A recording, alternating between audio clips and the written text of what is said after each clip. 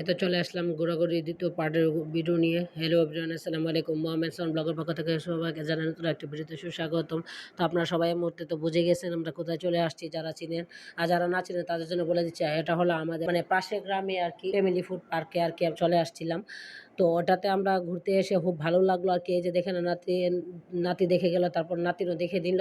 ওরা নাকি ট্রেনে উঠবে, তো ওরা কি করবে দেখেন, ট্রেনে উঠে এত খুশি হয়েছে। তো ট্রেনে যেহেতু লোক কম ছিল সেজন্য ওদের তিনজনকে বসিয়ে ট্রেন ছাড়া হয়েছিল। সাথে আমার ছেলে আর জামাই উঠেছিল আর কি। তো ওরা বসে আছে ধৈর্য সহকারে, ওদেরকে ছাড়বে।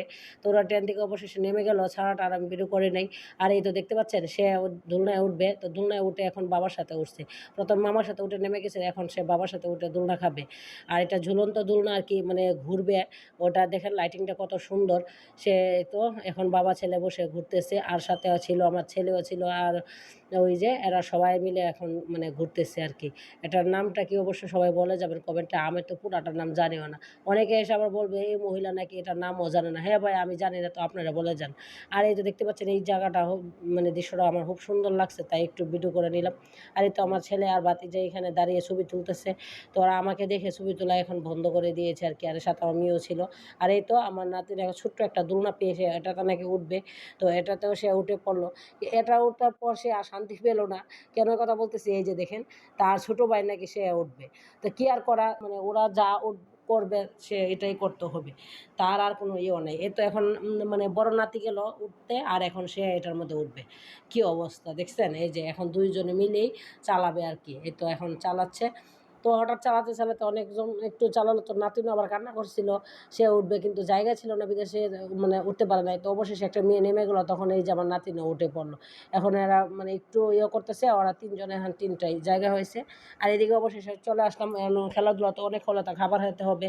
তো চলে আসলাম খাবার খাওয়ার জায়গায়। তো আজকে আমরা মূলত বাইরে বয়ে খাবারটা খেয়েছিলাম আর কি। এতে দেখেন গাছের নিচে বসে আজকে, ও সবসময় তো ভিতরে বসে খাই, আজকে ভাবলাম যে বাইরে বসে খাবো। তো অবশেষে চলে আসলো আমাদের ফ্রেঞ্চ ফ্রাইটা খুব ভালো ছিল। তবে আরেকটু ভালো হলে আরেকটু বেশি ভালো হতো আর কি। যাই হোক, তো সবাই মিলে এখন ফ্রেঞ্চ ফ্রাইড আমরা খাচ্ছি। এই যে দেখেন নাতি সস লাগিয়ে লাগিয়ে খাচ্ছে। সে তো অনেক এনজয় করতেছে। আর ইতিমধ্যে আমাদের চলে আসলো ফুচকা। এখানে তো সবাই ফুচকা লাভার ছিল, কি বলবো। সবার জন্য একটা করে মানে একটা করে প্লেট নেওয়া হয়েছে, কি বলবো। এতই মজা করে সবাই খাইছে, আর ফুচকাটা সেই রকম ছিল। ওই দিন ফুচকাটা অনেক মজা করে আমরা খাইছি আর কি। তো আমার ছেলেও দেখেন বসে বসে দেখাচ্ছে, আর আমরা সবাই এখন বসে বসে গল্প আড্ডা করতেছি আর কি।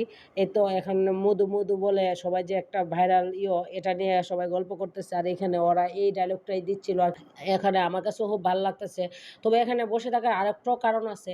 এখানে কারণটা হলো যে আমরা আরেকটা জিনিস অর্ডার করেছিলাম, সে আসতে আসতে এত লেট করছে, কি বলবো। এই যে দেখেন সবাই আমরা বোরিং হয়ে গেছি। কিছু করার নাই, যেহেতু রেস্টুরেন্টে আজকে নাকি মানে স্টাফ কম ছিল, সেজন্য আমরা অনেকক্ষণ বসে গল্প করছি। গল্প কি করতে করতে আর ভাই একা ভালো লাগে, কি বলবো বলেন তো।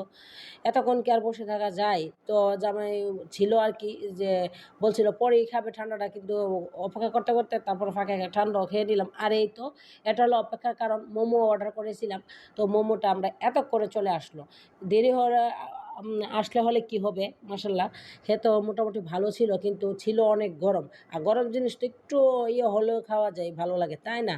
তো এই তো দেখেন সবাই মিলে আমরা এখন মোমো খাচ্ছি। আমার নাতিন তো হাত পড়েই যাবে এরকম অবস্থা। আর এই তো নাতি এখন টিস্যু নিয়ে ধরে ধরে খাচ্ছে, যেহেতু অনেক রাত্র হয়ে গেছে, আমাদের বাসায় যেতেই হবে। আর এই তো অবশেষে আমিও একটা নিয়ে নিলাম। তো আর কি করাই, তো এখন সবাই খেয়ে ঠান্ডা খেয়ে নিলাম। আর এই আমরা এখন বেরিয়ে গেলাম। তো জামাই বিল দিয়ে আসবার, এইদিকে আমরা বেরিয়ে গেছি। বেরিয়ে যাওয়ার পরে তো দেখেন লোকটা আবার কত সুন্দর। মোটামুটি এরিয়াটা ভালো বড়ই ছিল। তো আমার কাছে মোটামুটি ভালোই ছিল, যেহেতু আমাদের হাতের নাগালে এত সুন্দর। এই তো দেখেন ফ্যামিলি ফুড পার্ক, এটা নামটা আবার দেখিয়ে দিলাম। আর এইখানে ছিল হলো একটা ক্যান্টিন। আর এই পর্যন্ত যারা আমার ভিডিওটা দেখছেন সবাই ধৈর্য সহকারে, সবাইকে অসংখ্য ধন্যবাদ। সবাই ভালো থাকেন, সুস্থ থাকেন, আল্লাহ হাফেজ।